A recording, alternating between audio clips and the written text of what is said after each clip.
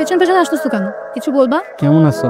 দেখতেই তো পাচ্ছ কেমন আছে, আর কিছু বলবা? তুমি কি এখানে পার্মানেন্টলি চলে আসছো? দেখতেই পাচ্ছ স্কুল ড্রেস পরা, হয়তো কোনো স্কুলে অ্যাডমিট হয়েছে তাই, আর অ্যাডমিট হলে তো পার্মানেন্টলি হোক। এভাবে কথা বলতেছো যে? আমি এখন এইভাবেই কথা। স্কুলে যাচ্ছ? এখন কয়টা বাজ? 4টা। কি সময় করে স্কুলে যায় নাকি স্কুল থেকে বাসায় ফির? আমি বাসায় যাচ্ছি। আচ্ছা সাবধানে যেও তাহলে।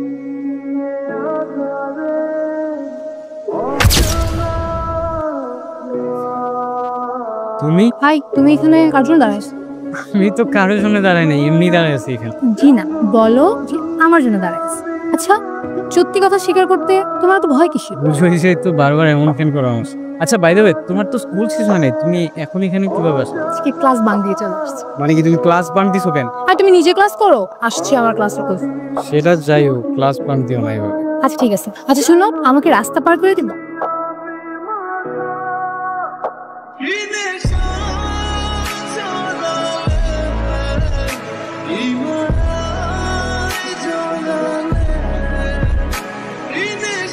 কি হইছে? কিছু বলতেছো না যে? আচ্ছা একটা কোশ্চেন করি। করো। তোমরা তো চলে গেছিলা না, হঠাৎ করে আবার রিটার্ন করলা। আঙ্কেলের তো ট্রান্সফার হয়েছিল, এখন কি এখানে আবার ট্রান্সফার হয়েছে এমন কিছু? না। তাহলে তুমি চলে আসছো, আঙ্কেল পরে আসবে এরকম কিছু? হ্যাঁ আমি চলে আসছি, কিন্তু আবার কখনো আসবে না। মানে? বাবা তো আর নেই, কিছুদিন আগে জব করে মারা যায়। আমি সরি, আমি বিশ্বাস কর আমি জানতাম না। আমি জানলে তোমার জিজ্ঞাসা করতাম না, কখনো জিজ্ঞাসা করতাম না। আমি সত্যি সরি, আমি জিজ্ঞাসা করতাম না এটা। ঠিক আছে, সরি। না না সমস্যা নাই, এখানে আমার নানু বাড়ি, তাই আমি আর আম্মু চলে আসছি। আচ্ছা বাদ দাও না, এখন একটু হাসো না একটু। চলো আমরা একটা ওদিকে যাই, ওদিকে হাঁটি আমরা।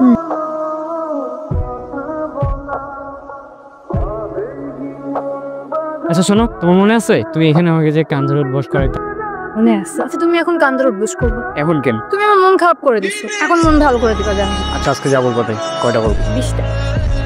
কোনো এক 2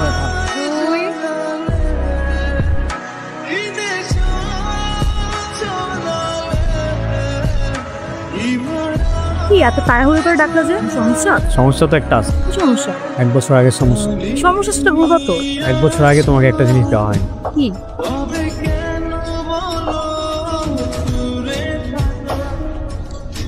আমার পক্ষে এগুলো করা সম্ভব না। মানে হঠাৎ করে কি হইলো? তুমি বুঝবা না এগুলো। মানে আমি তো শুধু একটা ফুলে দিলাম, সমস্যা কোথায়? একটা ফুল দেওয়ার মানে কি আমি বুঝি আবির। তোমার কি আমাকে ভালো লাগে না? ব্যাপারটা ভালো লাগে না আবির। তো বিষয়টা কিসের আমাকে বলো, তুমি বিষয়টা কিসের? আমি বুঝি না ফারিয়া, আমার সময়গুলো কিভাবে কাটছে। তুমি যখন চলে গেছো 1টা বছর, আমার প্রত্যেকটা রাত কিভাবে কাটছে আমি তোমাকে বুঝাইতে পারবো না। তুমি একদিন আমাকে ভালোবাসো, একদিন আমাকে দূরে ফেলে দাও। তোমার এই ব্যবহারগুলো আমি বুঝি না ফারিয়া। তুমি বুঝবা না আবির, তোমাকে বলে কোনো লাভ নেই। আমি বুঝবো, তুমি আমাকে বলো, আমি বুঝবো। আমি আমার ফ্যামিলির বড়, আমি ছাড়া আমার মার কেউ নেই। কাল রাতে মা আমাকে কসম কাটাইছে আমি যেন কখনো কোনো ছেলের সাথে রিলেশনে না যাবে।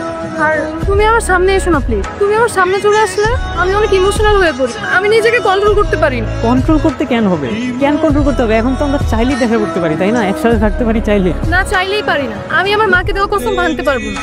কি বলতেছো এগুলো? আমি পারবো না। তোমাকে যারা তোমাকে না দেখে আমি একটা দিনও থাকতে পারবো না, বিশ্বাস করো। প্লিজ তুমি আমার সামনে এসো না আবির, প্লিজ। আমরা কি কখনো এক হতে পারবো না ফারিয়া? দেখো আবির, একটা সম্পর্ক ভবিষ্যতে ভেঙে যাওয়ার থেকে সেটাকে বর্তমানে কবর দিয়ে দেওয়াই ভালো। তুমি প্লিজ যেও না, প্লিজ। একবার চলে গেছো, আমি আর নিতে পারবো না, প্লিজ তুমি যেও না। আমাকে মাফ করে দিও আবির, নিজের সাথে আমি আর লড়তে পারছি না, তাই তোমাকে আমি চাই না আমার জীবনের সাথে জড়াতে। আমার মায়ের জন্য আমাকে লড়তে হবে, আমি এখনই আমার নিজের ইমোশনালের কাছে হেরে যেতে চাই না। আমিও চাই না তুমি হেরে যাও, আর আমি তোমার জন্য অপেক্ষা করবো, তোমার জন্য অপেক্ষা করবো আমি। সেটা যাই হোক, আর তুমি যদি আমার হও, তুমি নিজে থেকেই ফিরে আসবে।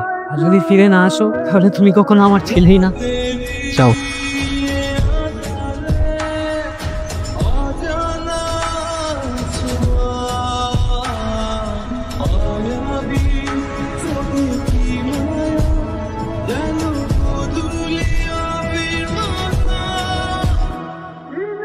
কেন যেন তোমায় আমি বারবার হারিয়ে ফেলি। কথাটা হয়তো সত্য, কিছু কিছু গল্পের কখনো হ্যাপি এন্ডিং হয় না।